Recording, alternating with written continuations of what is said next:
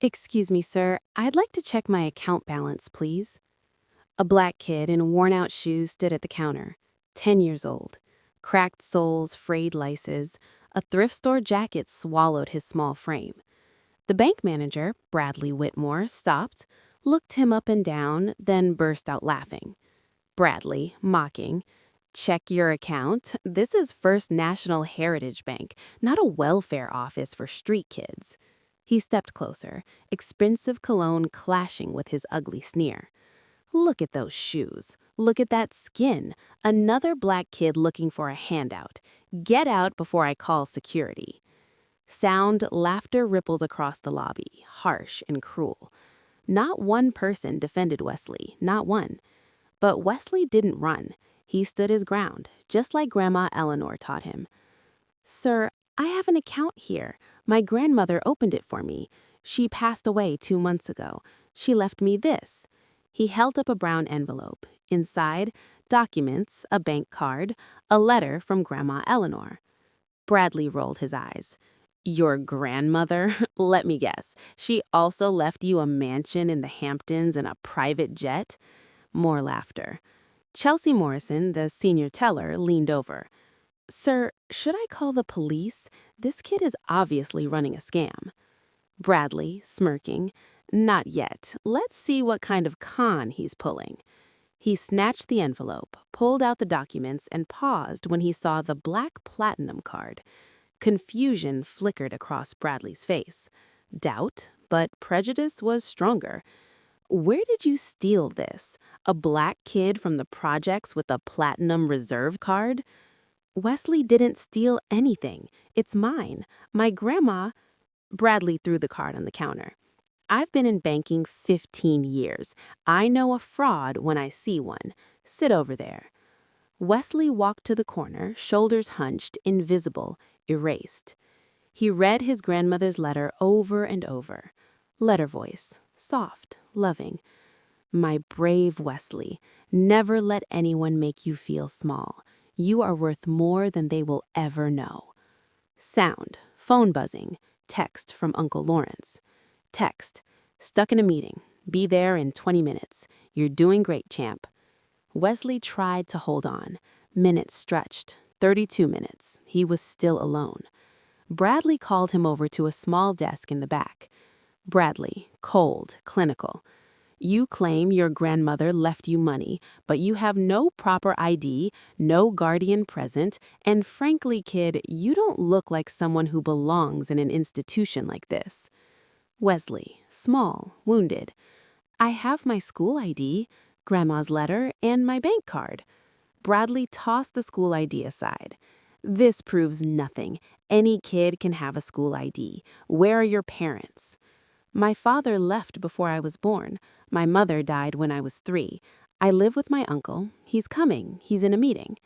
Bradley sneered. "Let me guess. CEO of a Fortune 500 company?" Chelsea whispered to Bradley. He froze, then tried to act. "I'm freezing this account pending a full investigation." Wesley clutched the letter. Tears blurred the paper. Letter voice.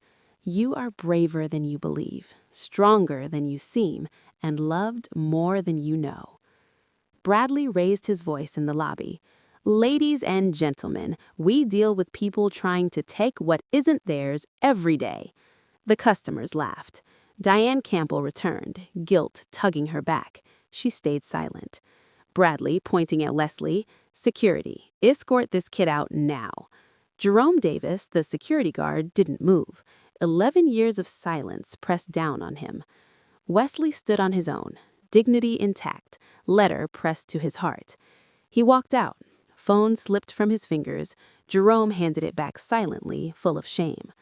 A black Mercedes S-Class arrived. Out stepped Lawrence Brooks, Wesley's uncle, 6'2", commanding presence. "Hey, champ, I'm here now." He held Wesley in a comforting embrace. Wesley recounted everything. Lawrence listened in silence, controlled fury growing beneath calm. Together with Patricia Edwards, regional director of the bank, they walked back inside. Silence fell. Every head turned.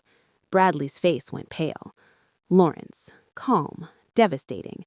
My nephew came here to check his account. It is legally his, every penny. Can you explain why he was denied service? Bradley stammered. You saw a black kid in worn-out shoes and decided he was nobody. That is your problem. They pulled up the account, $487,263. Bradley's career crumbled in minutes. Suspension, termination pending HR investigation. Chelsea Morrison received a formal reprimand and mandatory training. Jerome Davis vowed never to stay silent again. Diane Campbell filed her complaint. The Eleanor Brooks Memorial Scholarship was announced, 2 full scholarships annually for underserved students pursuing education. Wesley, 10 years old, already served on the selection committee. 8 years later, Wesley walked across Georgetown University campus, 18, confident, tall, but still carrying his grandmother's letter and worn sneakers. Roommate, bro, are those your shoes? They're destroyed. Wesley, they're the most valuable thing I own. They remind me love is about what you give. Arvind and Maya-style reflection, but applied to Wesley's story. Courage isn't the absence of fear. It's standing tall when the world tries to diminish you. Dignity is not given. It is carried. Silence is a choice. Speaking up is power. Fade out. Sound, soft city hum, reflective music, ending with gentle wind and hope. Narrator. Some people measure worth by shoes, others by wallets.